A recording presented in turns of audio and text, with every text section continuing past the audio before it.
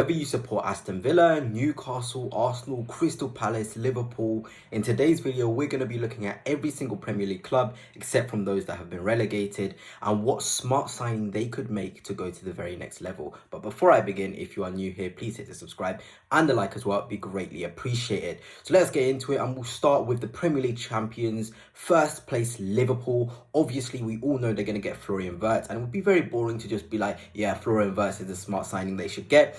So I've gone into the depths and I've found a different player. Well, not the depths. I think everyone knows how good this guy is. And his name is Adam Wharton. I know Crystal Palace fans, if you're watching, are not going to be very happy at all. But it seems as though that he's available for around 60 million and he would fit the Arne Slot way of playing in the defensive midfield role for sure. If we look at his stats, I mean, in terms of progressive passes, he's one of the very, very best in his age group. He's always looking forward. He's always looking to go on the turn. He knows when to slow the game down as well. If you want to teach him how to sort of do pauser where you slow the game down, put it at a pace which doesn't go too fast so your attackers can't get into the game and the other midfielders don't get into the game, but at a pace which suits your team. And I feel like Arne Slot can mould somebody like Wharton into an absolute monster. We've seen what he's done with Gravenberch. This is no slight on Glasner, but in a double pivot, the way that Arne Slot likes to play with a McAllister next to him, you know, with a Gravenberch even next to him, Liverpool can really add that balance because he's also left-footed. We need it for the dynamics. Well, not we. Liverpool need it for the dynamics to have a left-footed player in that midfield. That opens up so many different angles and so many different opportunities of passes.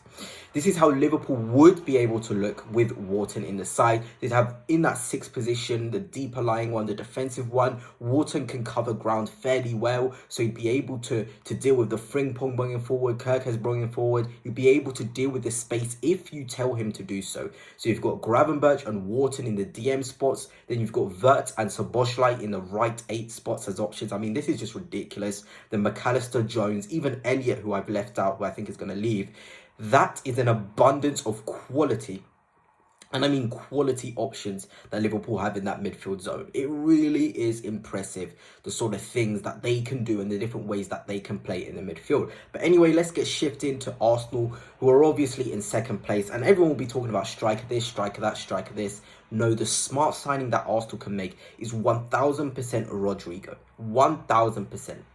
In terms of his raw stats, I mean, this is just ridiculous what we're seeing here. High pass completion, high carries, somebody who can pick the ball in central areas and drive the ball. Rodrigo is best when he receives the ball and the game is in front of him. He's able to then drive the ball and so many avenues open up. You know, he's just so good, so technically gifted. And I feel as though he can play in the Odegaard position, on the left, on the right, of course. There's so many different ways Arsenal can play with Rodrigo. And that's what makes this such a smart signing and why he would be the #1 for Arsenal in that position. And obviously his statistics, they speak for himself. He's a goal scorer, he's a brilliant finisher, and overall he's a world-class player. So Arsenal, this guy has to be your man. Now on to Manchester City, and the player I have gone for is Dumfries. I'm obviously going in the order of the Premier League table. Don't worry, your club is coming. I feel as though City certainly need a right back, a marauding right back, somebody that covers ground quickly like Kyle Walker, but is able to contribute in terms of goals and assists. And someone like Dumfries can certainly do that. I feel like Inter Milan, he's had a very, very good couple of years there, but he's now ready for probably a Premier League move, test himself in his final good years. He's obviously 29. He's probably got 3-4 years left. You give a guy like this a 4-year deal with an option of another year, and you just let him get to 33, and he will still be at a phenomenal level due to his athleticism. And I mean, in terms of his goal contributions from right wing back, I know he plays right wing back for Inter, but he can still do that right back role to a very high standard. He's great in the duels. 16 goal contributions in 44 as a wing back is incredible. This guy, season before that, 9, then 6, then 11. So this guy has just got just an abundance amount of quality going forward, as well as having that defensive side. Like here, you know, in terms of blocks, he's one of the best in the right back position. Aerial duels 1, he's the top 2% of right backs in the whole world in aerial duels 1. Non-penalty goals, highest for the right back position. I'm telling you now, if Manchester City get a guy like this, he can drive the ball from deep as well, take players on, progressive passes. As a rival fan, if you're not a City fan, look at that. That just feels frightening. Ake Diaz, Dumfries, Gvardiol and Rodri as a 5. You're going to get Joan Garcia in goal, who City seemingly want, or stay with Edison. City would be really scary with a Denzel Dumfries. Really scary. I don't think people understand how good of a jeweler and defensive player he is. I mean, City really, really could look strong and solid again in that defensive side. I think Ake is one of their best defenders. Now on to Newcastle United and Eddie Howe. And this was really tough. I could have gone for Gahey. I could have gone for an attacking number 10, which I feel like they definitely do need to add another creative spark in the side. But I've gone with Mr. Brian Mbeumo. I feel as though we don't even need to talk too much about him. 27 goal contributions in 41 games speaks for itself. Before that, 15 GA in 27, then 17 in 39. So he's improving year on year, essentially, here. This is a player not regressing. He's 25 years old. He's Premier League proven. He's probably around 50 million. He ticks every one of the boxes that you would want if you're a Newcastle fan. And again, like Manchester City, when you look at this as a front six, this is frightening. Mbeumo, Isak, Gordon, the best version of Gordon definitely is ahead of Barnes. Joe Linton, Bruno and Tonali. I mean, my word, I'm always a bit skeptical about Joe Linton, but obviously he's a powerhouse, he's a monster. But in more defensive games, a number 8/10, which is more attacking, would probably make more sense. But I mean, my word, regardless, this front six for Newcastle, I don't see a better front three in the Premier League than that one, really. Liverpool, yes, are probably the only team that can come close to a proper front three like this. It is frightening stuff that Newcastle United can do. But let's get on to Chelsea, and I think this was pretty self-explanatory. Mark Gahey is the man. I genuinely think he is the man that Chelsea have to go for. Premier League proven, leader, already been there, 50 million. This guy makes so much sense, and his consistency, the amount of minutes he plays as well. Chelsea need a right-side defender that can play consistent minutes, and Mark Gahey can certainly do that. 44 games, 29 games, 40 games, 42 games, 45. Consistent minutes. He's always available. The best ability is availability, and Mark Gahey has that. And I mean, when you look at this again as a six, I'm just starting to see how scary Premier League teams can become next season. Anyone can beat anyone. Kukurea, Colwill, Guehi, James, Lavia, Caicedo. I'm a bit unsure with Colwill in terms of his dueling capabilities and his ability to defend wide channels, but he's still a top young defender who can still develop. And that as a six, with whoever Chelsea want to put in the attacking zones, with maybe a goalkeeper like Emiliano Martinez, like Joan Garcia, who I'm probably going to say about 30 times in this video, Chelsea Football Club can look really good heading into next season in the defensive third. Now let us get on to Aston Villa. And people don't understand, Villa are actually going to lose quite a lot of attackers. Asensio, Rashford is on his way, Watkins is a bit up in the air as well. But I feel like the profile that they need, Leon Bailey, of course, is looking out like he's going to leave. They need a winger. And no better winger than Antoine Semenyo. I am a massive fan of this guy. I think he's absolutely quality. 17 GA in 41 this season. He brings ball carrying. He brings strength in the duels. He brings work rate. He brings ball striking. He's improving year on year. He's only 25. We know what Emery can do with players like him. He's versatile. Play him in the 10 like Rodgers is. Play him off the left. Play him off the right. He can do it. This deal would be really sensible. And if you look again, Watkins, Semenyo, Rodgers, Marlon. It's a ridiculous front four of players. You've got a runner like Marlon who will go on the last shoulder of the defender. You've got a ball-to-feet player like Semenyo who can drive, strength. Gordon, again, receives in the half turn, can drive in the pockets. Watkins, a reeling runner, can hold it up as well. Proven goal scorer.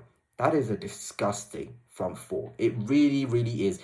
Different blend of profiles. In terms of what they offer, their best attributes, it fits really, really well. But let us get into Nottingham Forest next, and it's the guy that's being held. I think Liam Delap, of course, he's linked with Chelsea, he's linked with United, but if Forest can do every single thing in their power to get this guy, it would be worth it. They can offer him consistent minutes from the get-go. I feel like this signing makes so much sense. Obviously, he's got 14 goal contributions in 39. For quite a weak Ipswich side, which is going down. And again, I do this thing of what they could look like. If they're able to keep hold of Gibbs White, which I really hope they do, you're looking at this front four, all of them under 26 years of age, all of them really exciting, electric, playing European football. My word, Forest, this looks scary. This looks scary as well. The Premier League, the quality that could come to the Premier League, guys. It is absolutely insane. Hudson-Odoi, Gibbs White, Elanga, Delap. No more is needed to be said there. If you're a Forest fan, let me know. I feel like Liam Delap would be the perfect smart signing for you guys to make. Now let's get on to Brighton and Fabian Hertzler. And this one, I think they need a defender. Lewis Dunk, the defensive structure, they just need somebody who can come in and is a strong jeweler, good on the ball, that can offer the long balls Lewis Dunk does, next to Van Hecker. And I mean, Malik Twa is definitely the one. Tiao, Tar, I always get it wrong, but he is certainly the guy for the job. And in terms of progressive passes, one of the best for AC Milan. He doesn't play as much as he would like for AC Milan, but he still has consistent minutes, quality, quick, progressing the ball, driving the ball, strong, intercepting blocks, aerial duels. He is a Premier League defender, physical lad. He's only 24 as well, right-footed. So if Van Hecker wants to play left centre half, but Thiaw will probably play on the left centre half because he can do those long balls. He can really make Brighton more solid at the back. I really, really do believe that. And you're looking at a back four with Kadioglu, Van Hecker, Thiaw and Estepinian with Van Bruggen behind. That's really solid. I think Brighton, for many years, I feel like they've neglected the centre-half position. Now is the time to do it. And Malik Thiaw, he's played for AC Milan in big games. He understands the sort of pressure that can come with coming to the Premier League. I really think this will be a smart investment. For 25 million as well, I think it would only cost. Whereas Lewis Dunk deputises, comes in a little bit and sort of is phased out of the Brighton side. Now let's go on to Brentford, Thomas Frank's Brentford. And this one was quite hard for me to sort of find. And I'm on Brentford Twitter. I've seen their complaints. They're not happy with Mark Flecken. I know the underlying metrics of Mark Flecken would suggest he's a phenomenal goalkeeper. But again, the underlying metrics show that Onana is not as bad as people are making out. They show that Sanchez isn't as bad as what people are making out. And that is what these stats can sometimes do. They can be deceiving. So I think the man for the job is Trafford. I know Newcastle were in for him. I still think they are. But I feel like that's kind of slowed down. They see Joan Garcia, Chevalier. There's so many different young goalkeepers. But I feel like this is such a Brentford signing. For 35 million from Burnley, he's a phenomenal keeper, one of the very best. Just look at the greens here. Crosses, brilliant claimer of crosses. He's young, English, all the fundamentals that fit a Thomas Frank side. I really do think that. Flecken is 31, 32. Not that keepers can get old, but someone like Trafford would take Brentford to the next level. He's fantastic with his feet as well. He can be taught. I just feel like this is a really, really good fit for Thomas Frank's Brentford. Now let's go on to Fulham. They were going so well this season, but kind of tailed off. I do think the wide areas they certainly need, but I just think in a market opportunity, smart. And Jonathan David just comes to mind. I know he's been linked with big clubs. Napoli, there's been, Galatasaray, but I feel like if Fulham put their hat in the ring, I know they've extended Jimenez, I know Muniz is trusted, but Jonathan David has the direct scoring quality. 25 goals and 12 assists this season is utterly ridiculous. 26 goals, 8 assists in 47 the season before, 26 goals, 4 assists in 40 games. Jonathan David will never be a starting striker for an Arsenal, for a Liverpool, for a Manchester City, but he can absolutely bang in a side like Fulham. No doubt about it. Even a side like Manchester United, I wouldn't even be sort of against them going for a player like him. He's really quality. He's 25 as well. I feel like Fulham could really benefit from him with Iwobi, Smith Rowe. The way Fulham play would suit Jonathan David to a T. But let's move on to Bournemouth. It's pretty obvious here. They need to find a proper replacement for Dean Huijsen. And I feel like I found the perfect guy for the job. His name is Mosquera. He plays for Valencia. He is phenomenal, available for just £16 million. I think he's 22, 23 years of age. One of the best young defenders in La Liga. This guy, possession one, second behind Pedri.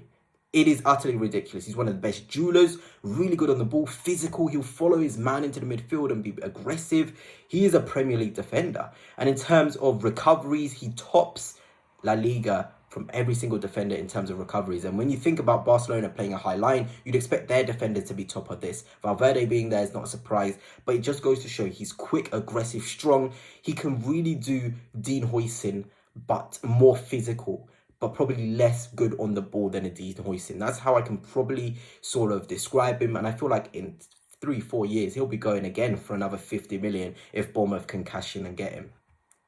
Now let's go on for Oliver Glasner's Crystal Palace. And I've seen on Crystal Palace Twitter, they feel they need more creativity in the central areas. Eze's great and he does his best, but he needs more help in there. So I think Bilal El Khanous is the guy for you Eagles fans.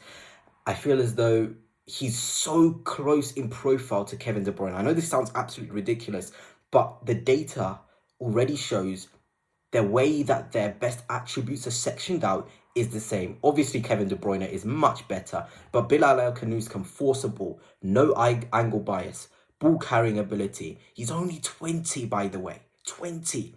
From Leicester, the things he was doing at Leicester, the man of the matches he was getting against Manchester City, he was probably one of the best players on the pitch at the King Power Stadium. I've watched him live against West Ham at the King Power Stadium. He was really, really good. He caught my eye the most. He got the assist for Vardy. This guy can work. And when you look at that, I mean, Mateta, El Khanous, Eze and Sarr, wow. It is a really dynamic, attacking sort of four. One that will get you goals, one that will be creative. I really, really do rate this. Now let's get on to David Moyes' Everton. And I feel as though this is pretty self-explanatory. Bring him home. I feel like it's time to bring him home. You know, he's 28. Spurs probably could do... Well, they don't really want to get rid of him, but if they could and get a good 25, 30 million from Everton, they would do it. Bring him home. Because this front four, it's not going to be the best of the Premier League, but it's really effective. You can put Richarlison in the 9, Ndiaye on the left, Alcaraz in the centre. You can sign a top winger, Lindstrom. I keep forgetting about him. He can play.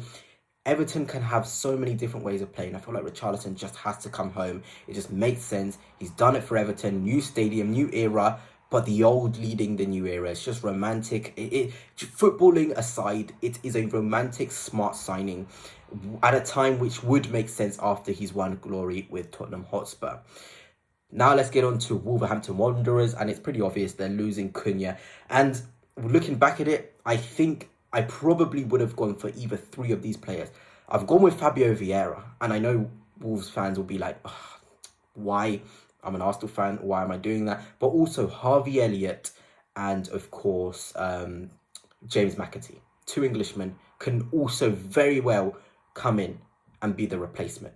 But Fabio Vieira, we just ruined him. Arsenal Football Club ruined him. He is a phenomenal footballer. Looking at these stats, he's really good, progressive, forces the issue, passes, assists. He's Portuguese.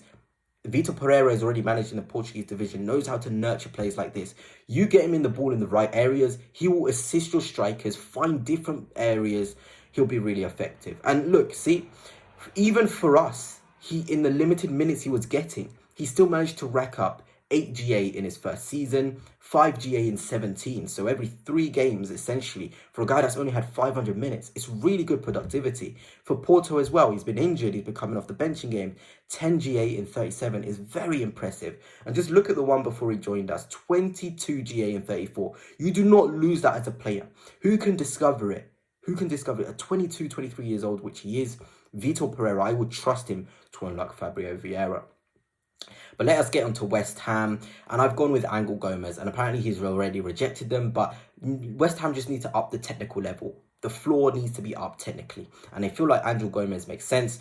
Experience, he's on a free, 20 games this season, has only played that little because obviously the contract thing, Leo just stopped playing him. Season before that, he had 45 games, 12 goal contributions with 10 assists. So he's creative as well from those deep areas. I think we've all seen him for England and how good he looked. This doesn't really need much explaining. Just get players who up the technical floor of West Ham and you guys will improve. Not just physical players, technical players. That's how you get back to where you were. And I feel like if West Ham make this signing, it will be a step in the right direction. Now, Manchester United. And of course, you could probably say the old squad needs to get rid of and they need to sign someone else. But let's be sensible. The centre forward role, they keep saying Delap. They keep saying Gyökeres. No. Who's going to be an instant hit? Suits Amarim Ball.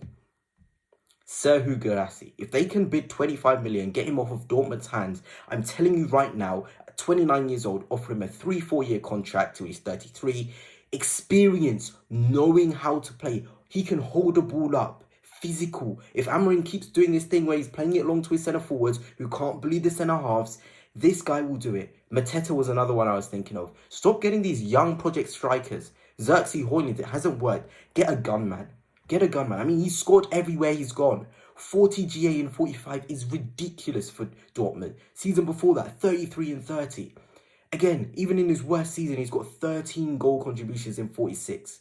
These are smart signings which will elevate the way Manchester United can play. But obviously, they'll probably splash, 50 million on Gyökeres and waste these market opportunities that could be arising. And I mean, looking at that, I mean, he just looks unreal. And even on the eye test, when I watch him, he looks really, really good. United, do not mess this up. This guy is a top quality centre forward. If you get someone like Mateta, Guirassy, that's the right players to lead your line next season, with the way Amorim likes to play to his centre forwards. Let's get on to Tottenham, finally, the last club, 17th place. I've already talked about this quite a lot in my Tottenham main video, which I uploaded yesterday. Xavi Simons has to be the guy. Champions League money is here. Go on. It just makes sense, you know. 19 GA in 33, before that 23, before that 33. So this guy's just a demon in terms of goal scoring, creating. He knows how to do it, and I love him as a player. He can play left wing, 8, centre forward. What else could you want?